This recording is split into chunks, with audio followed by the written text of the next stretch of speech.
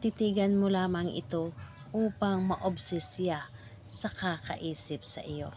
Hello mga guys, kumusta kayo? Panibagong araw, panibagong video na naman tayo.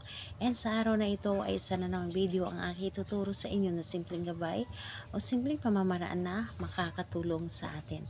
At bago ang lahat, gusto ko lang mag-disclaimer sa mga taong hindi naniniwala at hindi gusto ang mga kagaya nitong video. Please skip this video at maghanap ka ng videos na gustong gusto nyo dahil ang video na ito ay para lamang ito sa mga taong naniniwala and gusto mag-try. Sa lahat po ng mga nagko-comment po dito sa aking video dito sa loob ng aking channel, pag-iingat sa lahat ng mga nagre-reply sa inyo na dinadala kayo sa kanilang WhatsApp in imo app upang makaiwas po tayo sa scam.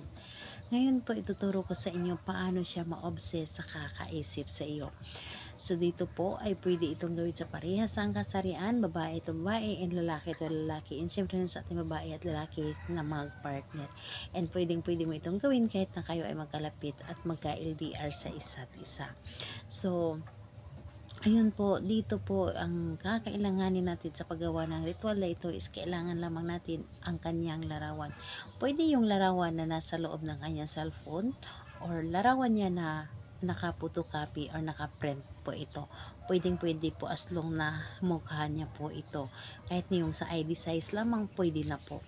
So, ayun po. Kailangan bago mo itong gawin, dapat alam mo sa iyong sarili na gustong-gusto mo itong gawin at hindi ka nagdududa.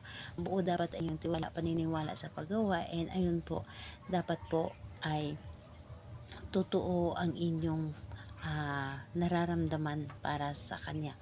And ayun, kapag ready ka na, pwede mo na itong umpisahan. So ang gagawin mo lamang ito, titigan mo lamang ang larawan niya at pagkatapos nun, yung titig na alam mo sa iyong sarili na mahal mo siya. And pagkatapos nun, kapag natitigan mo na siya, halikan mo lamang ito. Halikan at isipin mo lamang siya. Halikan at sabihin mo na ma-o-obsess ka sa sobrang pag-iisip sa akin. 3 beses po yun. Halik, tapos pangalan niya, apelyido, ma-o-obsess ka sa sobrang pag-iisip sa akin. Again po, halik, tapos pangalan niya, at ma-o-obsess ka sa sobrang pag-iisip sa akin. So, yun lamang ang inyong gagawin. Napakadali lamang, napakasimple. Ngunit, napaka-effective nito kapag ito ay inyong ginawa.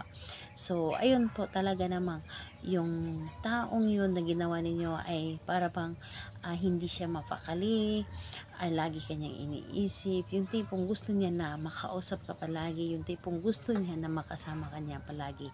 Ito po ang epekto nito kapag ito ay inyong ginawa. Yung talagang hindi siya makatulog kung hindi ka niya nakakausap.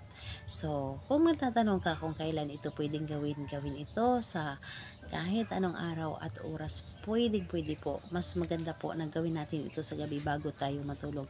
Dahil kapag ginagawa natin ito sa gabi bago tayo matulog, ito ay mas mabilis na gumana dahil ito ay napapakinggan ng universe, yung tipong mabilis, lalo na kapag tahimik ang paligid tapos gumagawa tayo ng ritual, mas mabilis tayo mapapakinggan ng universe. So ayun po, napakadali namang nitong gawin pero napakaganda ng epekto nito. So ayun po, salamat po sa inyo.